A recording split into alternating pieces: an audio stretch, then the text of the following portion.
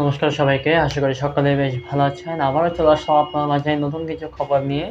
তো আজকে আমরা প্রথমেই যে খবরটি নিয়ে আলোচনা করব সেটা হচ্ছে যে চিন্ময় কৃষ্ণ দাস, ব্রহ্মচারী মহারাজ এবং হচ্ছে যে অন্যান্য যাদেরকে হত্যা মামলা আসামি করা হয়েছে সাইফুল হত্যা মামলা চট্টগ্রামের, তাদের অর্ধেককে কিন্তু যাদেরকে গ্রেপ্তার করা হয়েছে প্রায় 10 থেকে 12 জন, তাদেরকে কিন্তু আজকে কোর্টে হাজির করা হয়েছিল এবং আজকে একটা শুনানি ছিল। আজকের যে শুনানি সেখানে বিজ্ঞ আদালত কাছে যারা সাক্ষী দিয়েছেন সেখানে কিন্তু চিন্ময় বাবুর যে নাম সেটা কেউ বলেনি।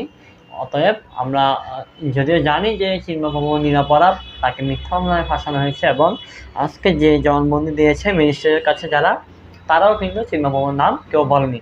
তো চলুন আমরা প্রথমে আগে চিন্ময় বাবুর যে আইনজীবী ছিলেন তিনি কেবল একটু শুনে নিই। সম্পূর্ণ নিরাপরাধ। আমরা 164-এ বলেছি যারা ম্যাজিস্ট্রেটের কাছে স্বীকারোক্তি দিয়ে তোমার নামে কোনো স্বীকারোক্তি নেই, নাম কেউ সম্পূর্ণ নিরাপরাধ। আমরা মাননীয় আদালতকে বলেছি উনি নিরাপরাধ, উনার কোনো রকমের এই মামলায় ইনভলভমেন্ট নাই। যারা 164 করেছে। তো দর্শকবৃন্দ, আপনারা দেখতেই পেলেন চিন্ময় বাবু মহারাজের যে আইনজীবী তিনি বললেন যে যারা ম্যাজিস্ট্রেটের কাছে জবানবন্দি দিয়েছেন তারা কেউই চিন্ময় কৃষ্ণ দাস ব্রহ্মচারী মহাদাস যে সেখানে ছিল সেটার নাম কেউ উল্লেখ করেনি, কেউ নেয়নি। অতএব আমরা বলতেই পারি যে চিন্ময় বাবু কিন্তু নিরাপরাধ। যদি আমরা জানি এটা একটা মিথ্যা মামলা দিয়ে চিন্ময় বাবুকে ফাঁসানো হয়েছে আমাদের হিন্দুদের যে আন্দোলন, সে আন্দোলনকে ব্যাহত করার জন্য, আন্দোলনকে দমানোর জন্য, কিন্তু সেটা আমরা আশা রাখি, আইনের প্রতি আমরা শ্রদ্ধাশীল, তো আমরা আইনের কাছে আশা রাখি সুষ্ঠু একটা বিচার হবে এবং এবং যে আমাদের যেই ন্যায্য দাবি যে চিন্ময় মহারাজকে মুক্তি দেওয়া সেটা আশা করি পূরণ হবে। তো আপনারা জানেন সামনে সরস্বতী পূজা, তো সরস্বতী পূজাকে নিয়ে আপনারা জানেন বাংলাদেশ ব্যাংক থেকে একটা নিয়োগের পরীক্ষার একটা দেওয়া হয়েছিল, বিজ্ঞপ্তি দেওয়া হয়েছিল। সেখানে সরস্বতী পূজার দিনই কিন্তু একটা নিয়োগ পরীক্ষা ছিল বাংলাদেশ গভর্নরের কাছে। এই উপলক্ষে বিভিন্ন জায়গা থেকে সনাতন যে ছাত্রছাত্রীরা তারা যেন পূজার মধ্যে যেন পরীক্ষাটা না হয়, বাংলাদেশ ব্যাংকের যে পরীক্ষা সেটা যেন না হয়, সেটার জন্য তারা গভর্নরের কাছে চিঠি দিয়েছে, স্মারকলিপি দিয়েছে। আমরা আশা করি বাংলাদেশ গভর্নর ব্যাংক একটা সুষ্ঠু সিদ্ধান্তের মধ্যে আসবে এবং তাদের যে সিদ্ধান্ত, যে তারিখটা সেটা পরিবর্তন করবে এবং পূজার দিন কোনো তারিখ রাখবে না, আমরা এটা আশাবাদী।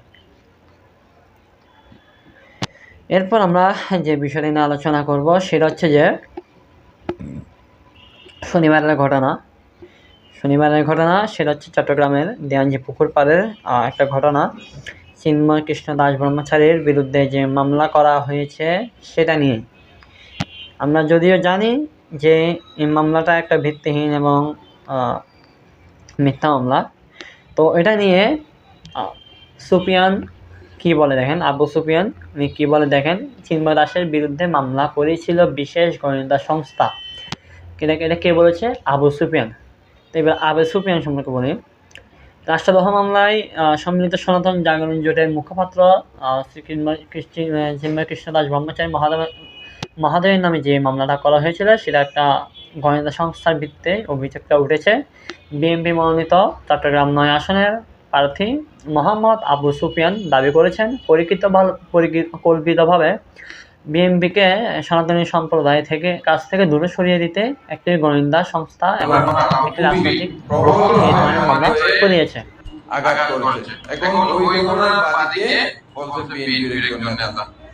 এখন তাকে পরিষ্কার করে এটা তো শেষ না, এটা করোনার বিভিন্ন তদন্ত করতে গিয়ে দেখেছি ওই বিএনপি নেতাকে একটি গোয়েন্দা সংস্থা নিয়ে গিয়ে একটা সাইন নিয়েছে। তাহলে এটা সূক্ষ্ম একটা ষড়যন্ত্র যে বিএনপির সাথে সনাতন সম্প্রদায়ের একটা লাগিয়ে দেওয়ার একটা ষড়যন্ত্রের অংশ আমি মনে করি এবং আমি এটা একদম আপনারা হয়তো জানেন চিন্ময় কৃষ্ণ দাস ব্রহ্মচারী মহোদয়ের এই মামলাটা নিয়ে আসলে এটা যে মিথ্যা মামলা সেটা আমরা জানি। এটা যে চক্রান্ত করে আমাদেরকে দমানোর জন্য, হিন্দুদের আন্দোলনগুলো দমানোর জন্য করা হয়েছে সেটা নিয়ে আলাদা করে বলার আর অপেক্ষা রাখেন। যাই হোক, আমরা এর পরবর্তী যে প্রতিবেদন নিয়ে কথা বলবো সেটা হচ্ছে যে একটা কোষ্ঠী পাথরের মুক্তি পাওয়া গিয়েছে আলফাডাঙ্গায়, যার দাম কোটি টাকারও বেশি। তো চলুন আমরা কি ঘটেছে সেটা একটু জানাই। আপনারা হয়তো স্ক্রিনের ছবিটা দেখতে পাচ্ছেন, এটার ওজন কিন্তু প্রায় অনেক কেজি। এটা সম্পূর্ণ আমি বিস্তারিত বলছি, আপনারা একটু শুনবেন। র্যাব 10 এর কোম্পানি অধিনায়ক কি বলেছে একটু বলি। ফরিদপুরের আলফাডাঙ্গা উপজেলার অভিযান চালিয়ে শত কোটি টাকা মূল্যের একটি কোষ্ঠী পাথর উদ্ধার করেছে র্যাব 10। রবিবার মানে 18 জানুয়ারি বিকালে উপজেলার বুড়াইচ মধ্যপাড়া এলাকার এই অভিযান চালানো হয়। এই ঘটনায় জড়িত থাকার অভিযোগে একজনকে আটক করা হয়। আটককৃত নাম সাদ্দাম মোল্লা। তিনি ওই এলাকার আকবর মোল্লার ছেলে। র্যাব 10-এর পক্ষ থেকে জানানো হয়, গোপন সংবাদের ভিত্তিতে তারা জানতে পারেন যে একটি পাচারকারী চক্র মূল্যবান মূর্তি বেচাকেনা করছে। এমন তথ্যের ভিত্তিতে রোববার বিকালে র্যাবের একটি চৌকস দল সাদ্দাম মোল্লার বাড়িতে অভিযান চালায়। অভিযানের এক পর্যায়ে সন্ধ্যার দিকে সাদ্দামের বাড়ির দক্ষিণ পাশে পুকুর পাড়ে প্রায় 125 কেজির ওজনের একটি কোষ্ঠী পাথরের বিষ্ণু মূর্তি উদ্ধার করা হয়। এই সময় উদ্ধারের পাচারের দায়ে সাদ্দাম মোল্লাকে আটক করা হয় এবং আটককৃত আসামির আলফাডাঙ্গাই থানায় একটি স্থানান্তর করা হয়েছে। হয়তো মামলা চলমান রয়েছে। তাই 125 কেজির একটা কোষ্ঠী পাথরের মূর্তির দাম প্রায় কোটি টাকার বেশি, শত কোটি টাকার বেশি। আর বাংলাদেশের যেখানে ঘোরেন না কেন হিন্দুদের সব কিছু পাওয়া যাবে। প্রত্যেকটা জায়গায় হিন্দুদের নিদর্শনগুলো, পতনাদিক যে দর্শনগুলো সেগুলো পাওয়া যাবে। যদিও এখন পর্যন্ত বাংলাদেশে অনেকগুলো কোষ্ঠী পাথরের মূর্তি পাওয়া গিয়েছে, কিন্তু দুঃখজনক এই পাথরের মূর্তিগুলা সরকার কি করছে তার কোনো হদিশ নেই। এগুলা কোথায় রাখছে সেটাও মানে কি বলবো, এটা প্রত্নতাত্ত্বিক নিদর্শন হিসেবে সম্ভবত এখানে কোথাও রাখছে, প্রত্নতাত্ত্বিক নিদর্শনের এখানে কোথাও রাখছে, যা কিন্তু থাকার কথা মন্দিরের মধ্যে বা জাদুঘরে। কিন্তু এগুলো কোথায় যায় এই পর্যন্ত অনেকগুলা কিন্তু কোষ্ঠী পাথরের মূর্তি বাংলাদেশের বিভিন্ন স্থান থেকে পাওয়া গেছে, কিন্তু সেগুলা পাওয়া যাওয়ার পর থেকে এরপরে আর কোনো হদিশ নেই এবং এগুলোর কোনো তথ্য কারো কাছে নেই। এরপর আমরা যে বিষয়টা নিয়ে আলোচনা করব সেটা হচ্ছে মাগুরায় হিন্দু পুরোহিতের বাড়িতে চুরি, 11 ভরি স্বর্ণালংকার লুট করা হয়েছে। তো চলুন আমরা বিষয়টা একটু দেখি আসলে ঘটনা কী করেছে। একটা মাগুরার হিন্দু পুরোহিতের বাড়িতে চুরি হয়েছে প্রায় 11 ভরি স্বর্ণালংকার লুট। আর বর্তমানে কিন্তু বাংলাদেশে স্বর্ণের দাম কিন্তু আকাশচুম্বী। তাই আর 11 ভরি স্বর্ণ দাম কত টাকা হইতে পারে আপনি নিজেরাই চিন্তা করে দেখেন, ক্যালকুলেশন করে দেখেন। তো নিউজে কি বলা হয়েছে সেটা একটু আপনাদেরকে পড়ে শোনাই। আর স্ক্রিনে হয়তো আপনারা দেখতে পাচ্ছেন ছবিটা এবং ভিডিও।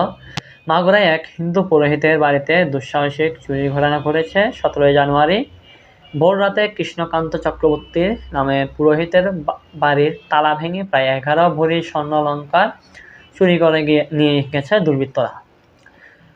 পরিবারের সদস্যরা জানান তাদের বাড়িতে মোট দুইটি থাকার ঘর রয়েছে। শুক্রবার রাতে পরিবারের সবাই একটি ঘরে অবস্থান করেন এবং অপরটি তালাবদ্ধ রাখা হয়।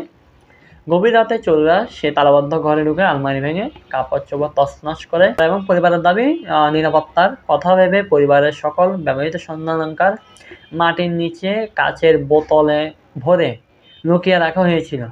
চোরেরা ঘরের ভেতরে একাধিক স্থানে মাটি খুঁড়ে সেই বোতল বের করে 11 ভরি স্বর্ণালংকার নিয়ে পালিয়ে যায়। শনিবার দুপুরে সূত্রজিৎপুর পুলিশ ক্যাম্পের সদস্যরা ঘটনাস্থলে পরিদর্শন করেন। ভুক্তভোগীর পরিবার দ্রুত আইনগত ব্যবস্থা গ্রহণ করে এবং দোষীদের গ্রেপ্তারের দাবি জানিয়েছে। স্থানীয় হিন্দু সম্প্রদায় নেতৃবৃন্দ এই ঘটনার সুষ্ঠু তদন্ত এবং চুরি যাওয়া স্বর্ণালংকারের উদ্ধারের পাশাপাশি সংখ্যালঘুদের জনগোষ্ঠীর নিরাপত্তা নিশ্চিত করার জন্য প্রশাসনের প্রতি জোর দাবি জানিয়েছে।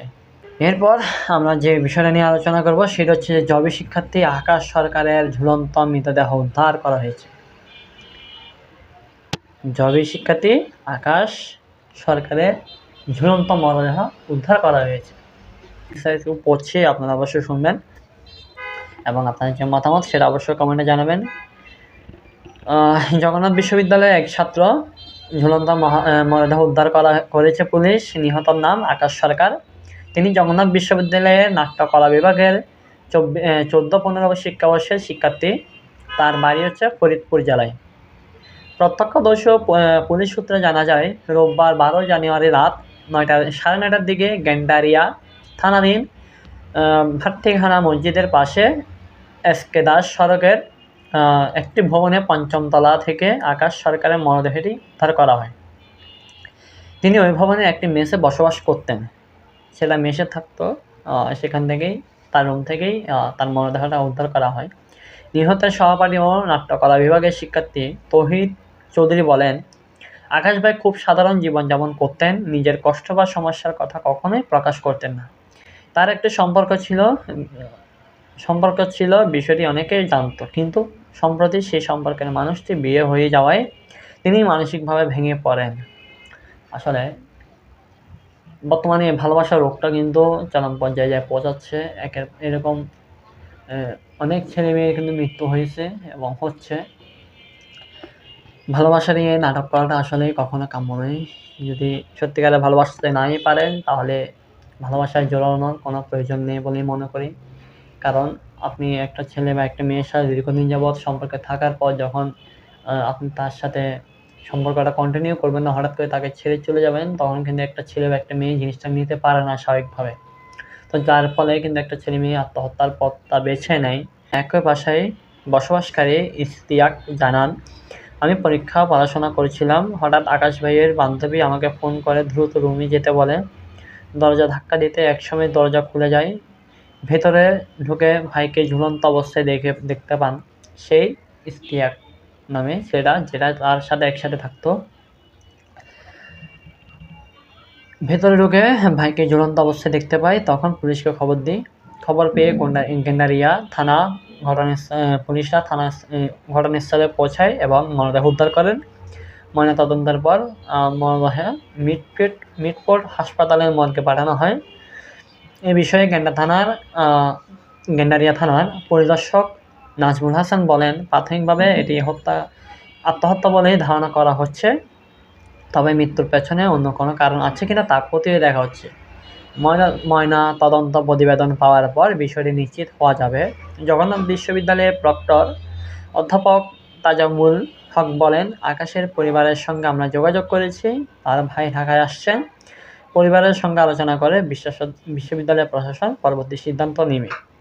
আপনাদেরকে ভাই অনুরোধ করতেছি, আপনার একটা ছেলে বা একটা মেয়ের সাথে সম্পর্ক জড়ালে সেটা যদি শেষ পর্যন্ত না রাখেন, তাহলে সেটা জড়ানোর প্রয়োজন নেই। কারণ একটা ছেলে বা একটা মেয়ে সম্পর্কে জড়ানোর পর যখন আপনারা মাঝপথে ছেলেটা বা মেয়েটার হাতটা ছেড়ে দেন, তখন কিন্তু একটা ছেলে বা একটা মেয়ে এটা স্বাভাবিকভাবে নিতে পারে না। তাই তারা মানসিকভাবে ভেঙে পড়ে। এর ফলে তারা এমন কিছু সিদ্ধান্ত নেয় যেটা তার পরিবারের প্রতি অবিচারের মতো, তার পরিবার সেটা মেনে নিতে পারে না।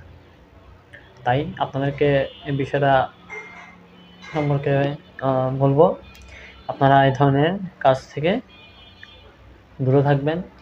এরপর আমরা যেটা নিয়ে আলোচনা করব সেটা হচ্ছে যে আজকে আমাদের chief adviser government, head of the government থেকে যেটা দেওয়া হয়েছে সেটা নিয়ে আমাদের চিফ অ্যাডভাইজার থেকে একটা প্রতিবেদন, একটা বিজ্ঞপ্তি দেওয়া হয়েছে, যেখানে সংখ্যালঘুদের ঘটনা নিয়ে বিভিন্ন জানুয়ারি থেকে ডিসেম্বর পর্যন্ত, গত বছরের জানুয়ারি থেকে ডিসেম্বর পর্যন্ত হিন্দুদের সাথে, সংখ্যালঘুদের সাথে যে ঘটনাগুলো ঘটেছে তার বিষয়ে একটা বিবরণ দেওয়া হয়েছে। এটা সরকারি হিসেবে তারা কি বলে আমি আপনাদেরকে একটু বলছি, আর আপনার স্ক্রিনে হয়তো দেখতে পাচ্ছেন ছবিটা। সংখ্যালঘু সম্প্রদায়ের সম্পর্কিত ঘটনা জানুয়ারি 2025 থেকে ডিসেম্বর 2025, মোট ঘটনা ঘটছে কয়টা? 645টা। এক বছরে 645টা ঘটনা ঘটছে। এবার দেখেন বিষয়গুলো একটু দেখেন। সাম্প্রদায়িক উপাদান রয়েছে এমন ঘটনা 71টি, মন্দির ভাঙচুর 38টি, মন্দিরে চুরি একটি মন্দিরে চুরি হয়েছে গত বছর নাকি। মানে কি বলবো।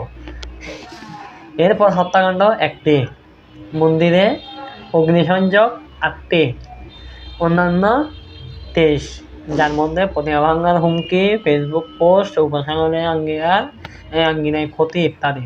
আচ্ছা, এর পুলিশি ব্যবস্থা দেখেন। পুলিশি ব্যবস্থা মামলা দায়ের করা হয়েছে 50, গ্রেপ্তার করা হয়েছে 50, অন্যান্য পুলিশি ব্যবস্থা 21। আচ্ছা, সাম্প্রদায়িক উপাদান নেই এমন ঘটনা ঘটেছে 574টি, মানে সাম্প্রদায়িক ঘটনা ঘটা নেই, মানে এটার সাথে সাম্প্রদায়িক কোনো সম্পৃক্ততা নাই। তারা বলছে আর কি, এটা আমাদের গভর্নমেন্ট থেকে বলা হচ্ছে, আসলে বাকিরা তো আমরা সাধারণ মানুষই জানি কোনটার সাথে কী জড়িত আছে না আছে। আচ্ছা, যাই হোক, আমরা যেহেতু সরকার থেকে দিয়েছে তো আমরা একটু পড়ে শোনাই আপনাদেরকে। সাম্প্রদায়িক উপাদান নেই এমন ঘটনা 574টি, প্রতিবেশী বিরোধ 51, জমি সংক্রান্ত বিরোধ 23, চুরির ঘটনা 106, পূর্ব শত্রুতা 26, অস্বাভাবিক মৃত্যু 172, ধর্ষণ 58, অন্যান্য 138। এবং পুলিশি ব্যবস্থাগুলো কি দেখেন, মামলা দায়ের করা হয়েছে 390টা, ইউডি মামলা 154, গ্রেপ্তার 498, অন্যান্য পুলিশি ব্যবস্থা 30। তার মধ্যে আছে কি অপহরণ, ভয়ভীতি প্রদর্শন, চাঁদাবাজি ইত্যাদি। মানে সরকার থেকে নোটিশ দিল, গত 1 বছরে ঘটনা ঘটছে 645টি, যার মধ্যে 21টি নাকি 71টি নাকি সাম্প্রদায়িকতার প্রমাণ তারা পাইছে। মানে কি বলবো, এটা কিছু বলার নেই আসলে। বর্তমান সরকার তো আমরা জানি কি চলতেছে সরকারের ভিতর, এটা নতুন করা বলার আর অপেক্ষা রাখে না। বর্তমান সরকার যে কি চাইছে হিন্দুদের উপর, কি করতে চাইছে সেটা তো আমরা জানি। আমরা জনগণ তারা সবাই তার বোকা না ভাই, বাঙালিকে কি বোকা পাইছেন? এত সহজ বাঙালিকে বোকা বানানো। যাই হোক, আমি আমাদের সকল সনাতনী ভাই বোনদের, সকল হিন্দুদের আমি অনুরোধ করব, নিজেদের জায়গা থেকে সোচ্চার হন, নিজেদের অধিকার আদায়ের জন্য ন্যায়ের জন্য লড়াই করুন, একতাবদ্ধ হন। এছাড়া আর কোনো উপায় নাই। সামনে নির্বাচন, অবশ্যই সবাই নির্বাচনে অংশগ্রহণ করবেন এবং আপনাদের এলাকার প্রত্যেক এলাকার হিন্দু যারা দাঁড়িয়েছে, যারা স্বতন্ত্র থেকে, কোনো দল থেকে না, স্বতন্ত্র থেকে, তারপর বাংলাদেশ মাইনরিটি পার্টি থেকে যারা দাঁড়িয়েছে, বিশেষ করে তারপর সনাতন পার্টি থেকে যারা দাঁড়িয়েছে, তাদেরকে অবশ্যই ভোট দিবেন। আপনার এলাকার প্রত্যেকটা এলাকায় হিন্দু পার্টি যারা দাঁড়িয়েছে তাদেরকে ভোট দিয়ে জয়যুক্ত করুন, কারণ সংসদে আমাদের একটা অবস্থান দাঁড় করানো কিন্তু খুবই খুবই জরুরি। যদিও অনেকে ভোট বর্জন করার চিন্তা করছেন, কিন্তু এটা সম্পূর্ণ ভুল এবং এটা কিন্তু ভবিষ্যতে আমাদের জন্য কাল হয়ে দাঁড়াবে। অতএব নিজের জায়গা থেকে নিজে সোচ্চার হন, সামনে নির্বাচন অংশগ্রহণ করুন, নিজের হিন্দু ভাইকে যারা নির্বাচন দাঁড়িয়েছে, হিন্দু ভাই বা বোন, তাদেরকে জয়যুক্ত করুন। এটা আমাদের দায়িত্ব এবং কর্তব্য। এবং তাদের থেকে এনশিওর হন যে তারা হিন্দু নির্যাতন নিপীড়ন নিয়ে কথা বলবে এবং আমাদের জন্য কাজ করবে।